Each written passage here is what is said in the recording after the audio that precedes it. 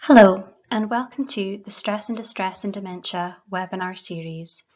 This series has been developed by the Department of Clinical Psychology, Older Adult Mental Health Service in NHS Grampian.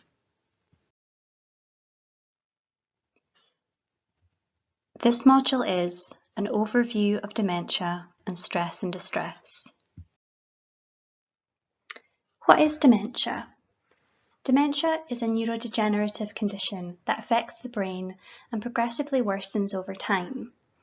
It is caused by brain cell damage, and this damage interferes with the ability of the brain cells to communicate with each other.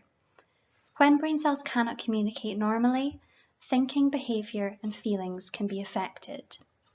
The most common symptom is memory difficulties, but other areas of functioning can be affected as the disease progresses. It mostly affects people over the age of 65. However, it is not a normal part of ageing. Younger people can also develop dementia, however this is less common. Dementia doesn't just affect the person with the diagnosis, but also their family and wider social networks. As previously mentioned, dementia is a progressive condition and it is not static. Therefore, a person's presentation will change over time, and the way that we respond to that person and their needs will also need to change. There are different types of dementia, which we will discuss later. Knowing which type of dementia a person has can be helpful in understanding their needs and how best to respond to these. However, it is a very individual condition, and what is helpful for one person may not be for another. We need to consider the person's personality and life history, as this will impact on their experience of dementia. The more we understand about a person and their experience, the better able you will be to support them. This leads to better outcomes for those with dementia, their families, and carers. Dementia is an umbrella term for a number of progressive conditions that affect the brain. There can be different causes, with Alzheimer's disease being the most common. There's also vascular dementia, frontotemporal dementia, Lewy body dementia, and dementia of mixed etiology. This just means that there are two or more types of dementias found in one person. This list is not exhaustive, and there are many other rarer forms of dementia. These ones highlighted are the most common. These next two slides provide more detail for you on the different types of dementia and their associated symptoms. Please feel free to pause the video and read through these in your own time.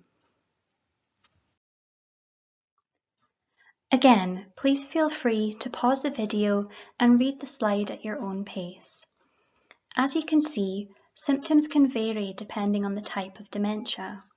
However, as previously mentioned, it's important to remember that dementia is a very individual condition, and each person's experience of the condition will be different.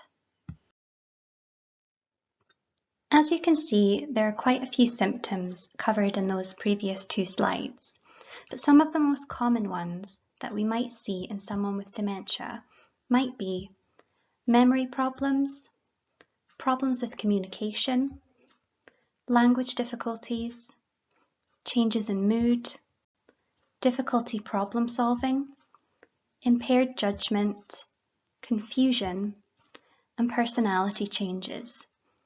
This list is not exhaustive, and again, as we've said before, each person's symptoms and presentation will vary.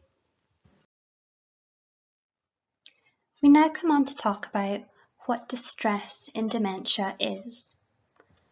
The term challenging behaviour or behaviour that challenges may be familiar to some of you. This was a term used a number of years ago, but in dementia care in Scotland, the preferred term is now distressed behaviour or distress in dementia. This is an important change that takes the blame off the person with dementia and allows us to consider the impact of physical, emotional, and social environmental factors on behaviour. Lorna Mackenzie and Professor Ian James from Newcastle developed a new definition to replace the term challenging behaviour, or behaviour that challenges. The definition is as follows: any behaviour, including apathy, that causes emotional distress within the person with dementia, their carer, or others in the environment. Thank you for watching. Here are some links to resources you may find helpful in learning more about dementia. If you require additional support in managing stress and distress, please contact your GP or community mental health team for further information. Thank you for listening. You have now completed an overview of dementia and stress and distress.